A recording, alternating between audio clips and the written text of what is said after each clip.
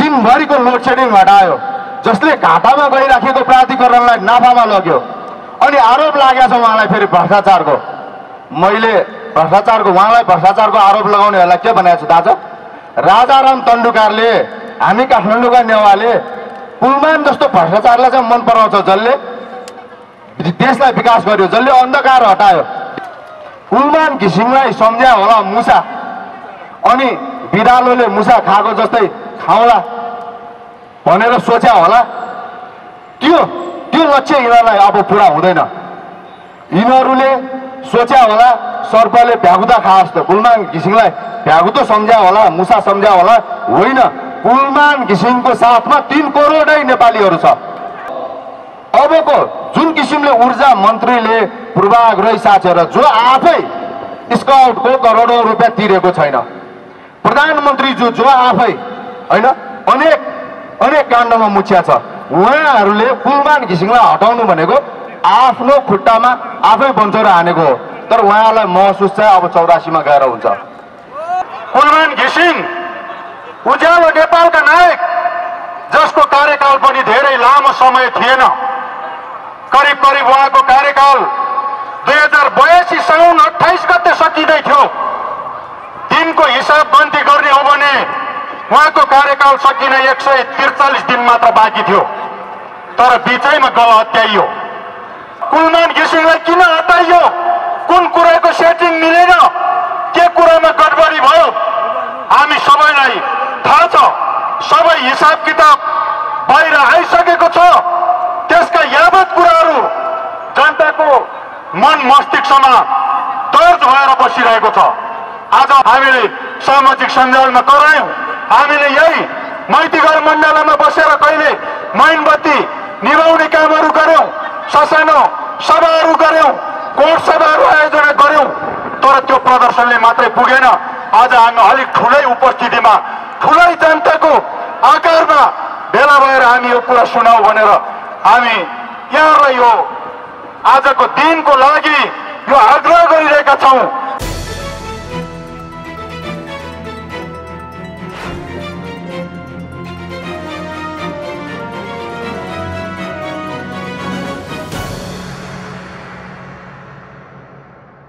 तामाङ समुदायको प्रधानमन्त्री बनाउनलाई हटाइयो। अब उहाँ नेपालको पहिलो तामाङ प्रधानमन्त्री हुनुहुनेछ है। नेपाल बहुजातीय, बहुभाषिक, बहुधार्मिक देश हो। सबैले समान अवसर पाउनुपर्छ, समानता र सहअस्तित्वमा बढ्नुपर्छ। र कुलमान घिसिङ अब भावी प्रधानमन्त्री हो।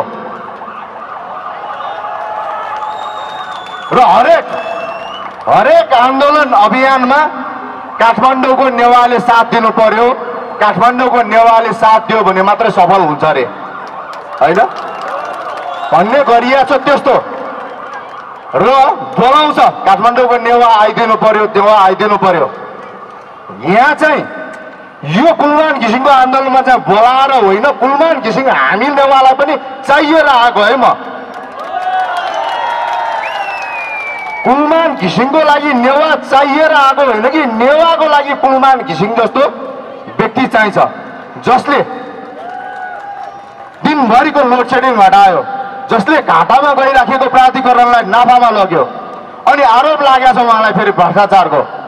मैले उहाँलाई भ्रष्टाचारको आरोप लगाउनेहरूलाई के भनेको छु थाहा छ? राजाराम तन्डुकारले, हामी काठमाडौँका नेवारले पुलमान जस्तो भ्रष्टाचारलाई चाहिँ मन पराउँछ, जसले देशलाई विकास गर्यो, जसले अन्धकार हटायो। देशमा त पुलमान यदि भ्रष्टाचारी नै हो भने त्यस्तो भ्रष्टाचार चाहिँ चाहिन्छ भन्छु कि म। चाहिँ 5-7 जना चाहिन्छ होइन।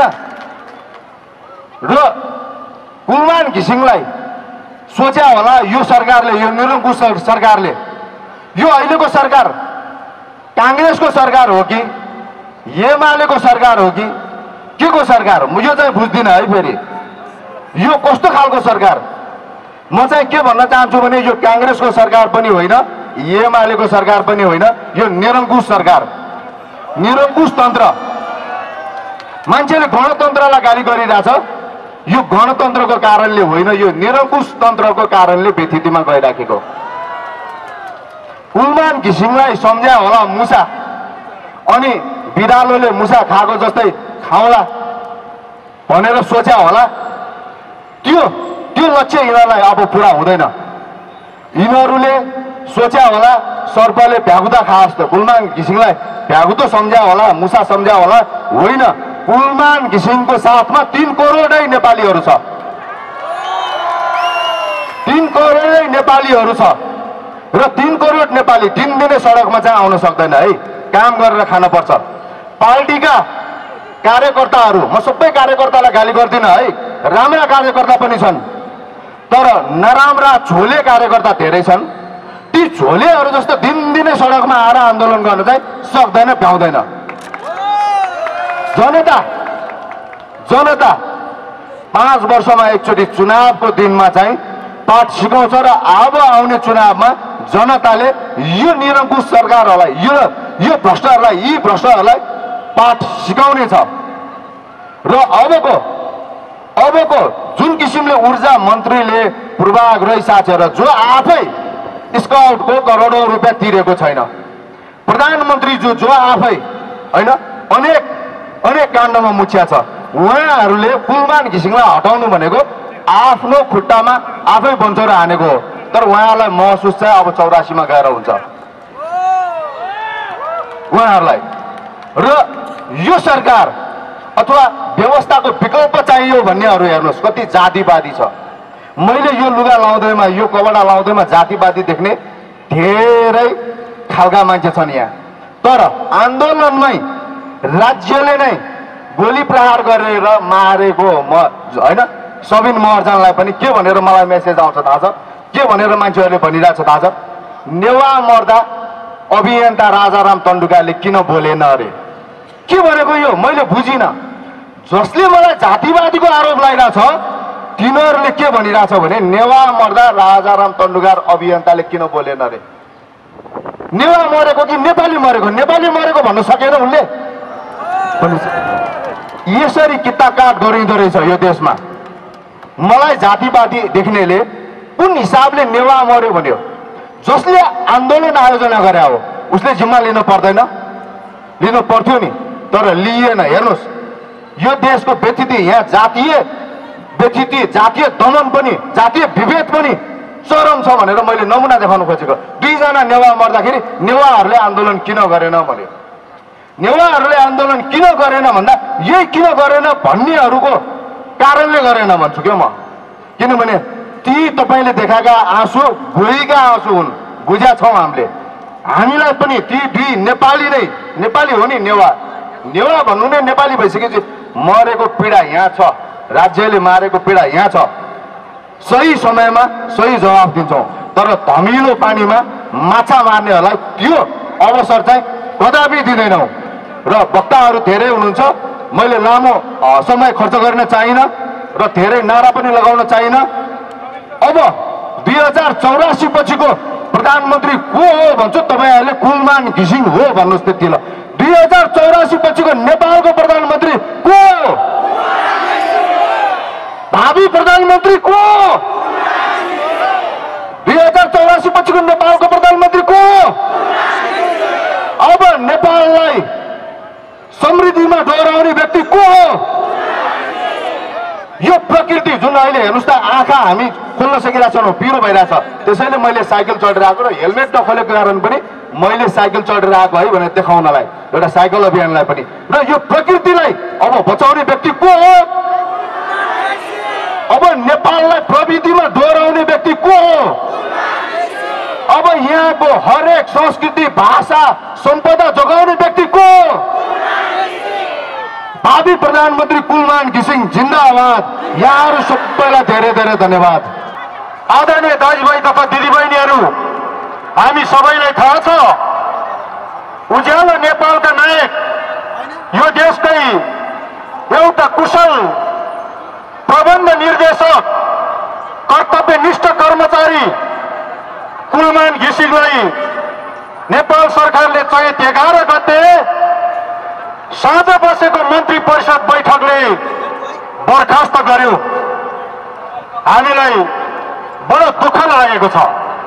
त्यही दुःखको अभिव्यक्ति आज यो मास मार्फत, आज यो विरोध प्रदर्शन मार्फत व्यक्त गरौँ भनेर आज हामी यहाँ उपस्थित भएको कुरा म यहाँलाई जानकारी गराउन चाहन्छु। आदरणीय दाजुभाइ तथा दिदीबहिनीहरू, कुलमान घिसिङ उज्यालो नेपालका नायक, जसको कार्यकाल पनि धेरै लामो समय थिएन। करिब करिब उहाँको कार्यकाल 2082 साउन 28 गते सकिँदै थियो। दिनको हिसाब गन्ती गर्ने हो भने उहाँको कार्यकाल सकिन 143 दिन मात्र बाँकी थियो। तर बिचैमा गल हत्याइयो। कुलमान घिसिङलाई थाहा थियो म यो संस्थामा बसेर काम गरेँ, यो संस्थामा बसेर काम गरे बापत म सम्मानपूर्वक बिदा हुन पाऊँ, मैले जे जति उपलब्धिहरू प्राप्त गरेँ त्यसलाई नेपाली जनता सामु राखेर बिदाई हुन पाऊँ भनेर उहाँले अपेक्षा गर्नुभएको थियो। तर राज्य सरकार पार्टी सबै लगेर उहाँलाई गल हत्याउने काम गरियो। यही दुःखको कुरा सुनाऊ भनेर आज तपाईँ आदरणीय दाजुभाइ तथा दिदीबहिनीहरू सामु, न्यायप्रेमी दाजुभाइ दिदीबहिनीहरू सामु हामी यहाँहरू समक्ष उपस्थित भएका छौँ। हामी सबैलाई थाहा छ, कुलमान घिसिङ जस्तो एउटा सच्चा नेपालीको छोरालाई, एउटा कुशल प्रबन्धकलाई, जसले यो मुलुक 18 घण्टासम्म चरम लोड सेडिङको मार खेपिरहेको थियो, उहाँले चमत्कारिक रूपमा त्यो लोड सेडिङलाई मुक्त गराउनु भयो। नेपाल विद्युत प्राधिकरण अरबौं घाटामा गइरहेको थियो। त्यो अरबौं घाटामा गइरहेको विद्युत प्राधिकरणलाई अरबौं नाफामा उहाँले पुर्याउनु भएको थियो। तर त्यो राज्य सरकारलाई पचेन साथीहरू। त्यो राज्य सरकारको लागि ग्राह्य भएन। त्यसकारणले चैत 11 गते अप्रत्याशित रूपमा अपमानित ढङ्गले उहाँलाई बर्खास्त गर्ने काम गर्यो। त्यसमा हामी यो राज्य सरकारको व्यवहारको, यो निर्णयको गम्भीर निन्दा गर्छौँ, खेद व्यक्त गर्दछौँ।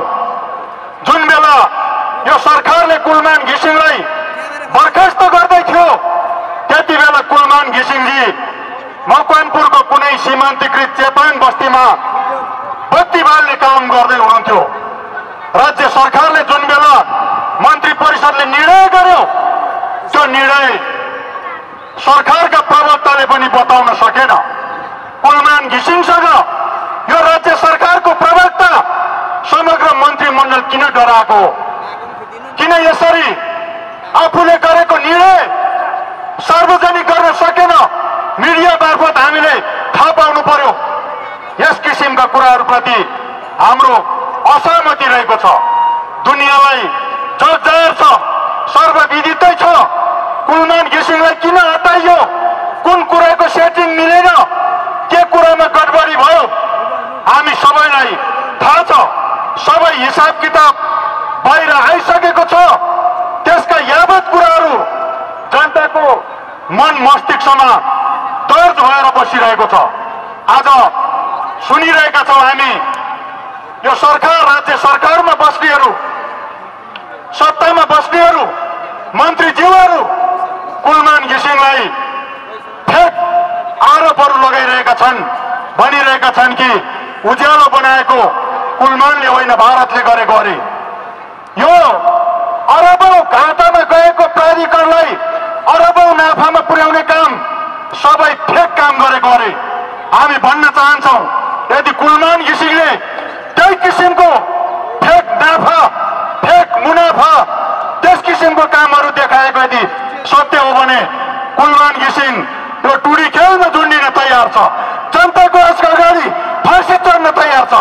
तर यस्ता फेक कुराहरू, यस्ता गलत कुराहरू प्रचारबाजी गर्ने कसैलाई छुट छैन। उहाँले जुन ढङ्गले नेपाली जनताको पसिनाबाट जम्मा भएको जुन 22 अरब बाँकी बक्यौ त उठाउने हिम्मत गर्नु हो, त्यो प्रयत्न गर्नु हो, के त्यो अपराध हो?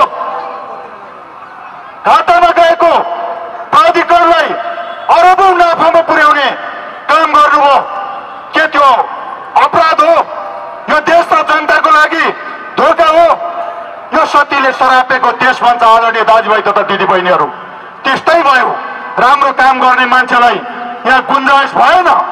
राज्य सरकारले त यो गर्यो, तर सम्मानित अदालतबाट त हामीले न्याय पाउँछौँ होला भन्ने हाम्रो अपेक्षा थियो, हाम्रो आशा थियो। तर सम्मानित अदालतको प्रारम्भिक आदेशमा समेत हामीले त्यो न्याय पाउन सकेनौँ। त्यसैले जनता असन्तुष्टि छ। हामीले हाम्रो असन्तुष्टिका कुराहरू यही व्यक्त गरिरहेका छौँ। कता कता न्यायालयको तराजु पनि सत्तातिर ढल्कियो कि जस्तो हामीलाई फिल भइरहेको छ। हामी यो प्रश्न गरिरहेका छौँ।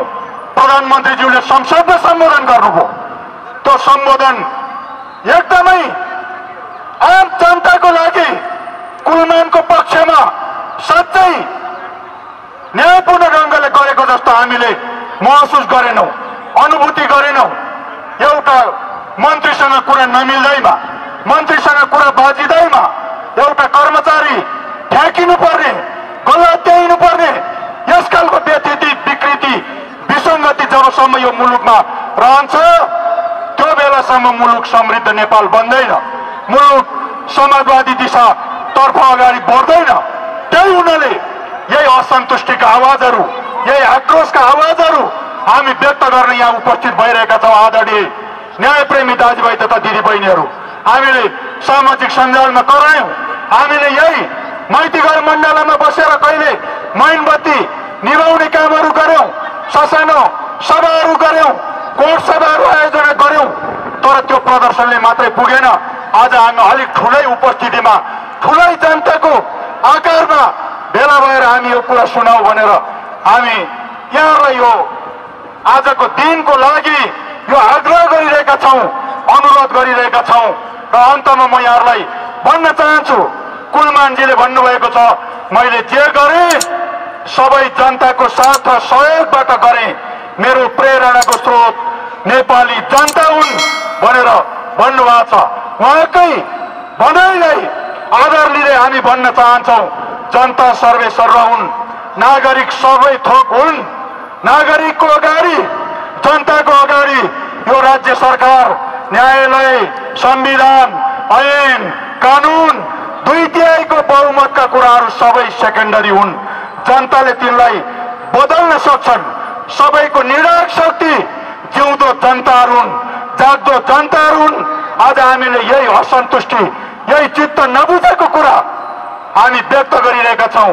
न्यायालयले हामीलाई चित्त बुझ्दो न्याय दिएन। प्रधानमन्त्रीको सम्बोधनमा हामी सन्तुष्ट भएनौँ।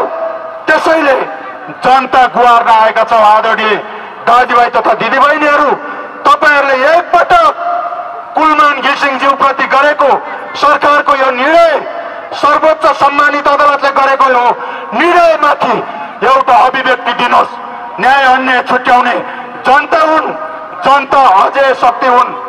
न्यायको तराजुमा कुलमान घिसिङज्यूलाई त सत्ताको प्रभावमा पारेर जुन किसिमले अन्याय गर्ने काम गर्यो, जनताले जोख्ने तराजुमा कहिल्यै पनि त्यस्तो किसिमको अन्याय हुँदैन।